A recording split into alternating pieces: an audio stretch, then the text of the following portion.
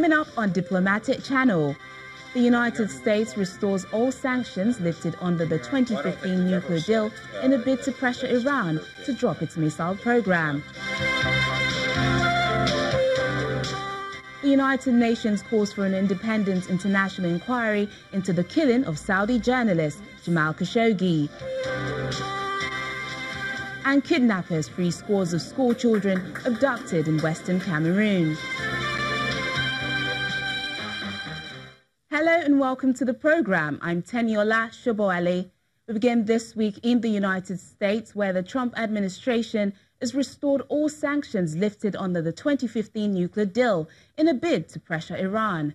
They will hit oil exports, shipping and banks and make it difficult to do business with the oil-rich nation. U.S. Secretary of State Mike Pompeo says Iran must act like a normal country or see its economy crumble.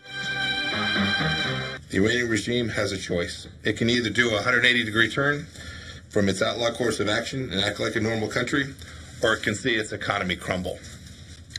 We hope a new agreement with Iran is possible. But until Iran makes changes in the 12 ways that I listed in May, we will be relentless in exerting pressure on the regime. As a reflection of that resolve, today we're reimposing all sanctions that were previously lifted under the nuclear deal.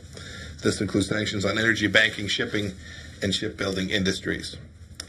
The United States announced a new raft of sanctions on Iran on Monday and threatened further action to pressure its old adversary, steps the Islamic Republic vowed to defy. It follows Washington's withdrawal from a 2015 international agreement on Iran's nuclear program. We are making it abundantly clear to the Iranian regime that they will face mounting financial isolation until they fundamentally change their destabilizing behavior.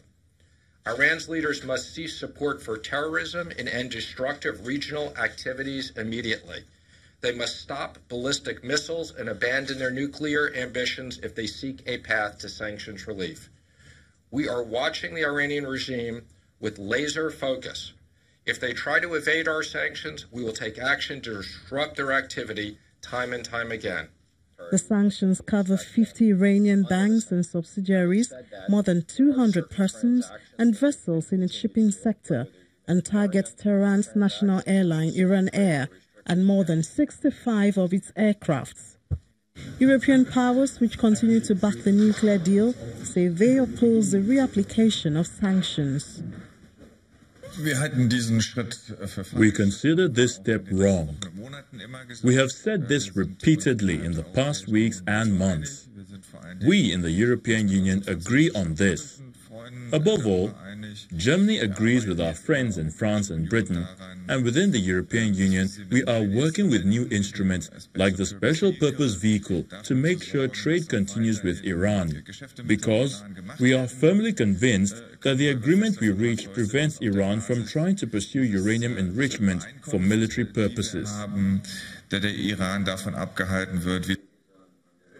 Reacting, Iran praised EU efforts to shield the Islamic Republic against the new wave of U.S. sanctions, but warned that time was short for the proposed mechanism to bear fruit.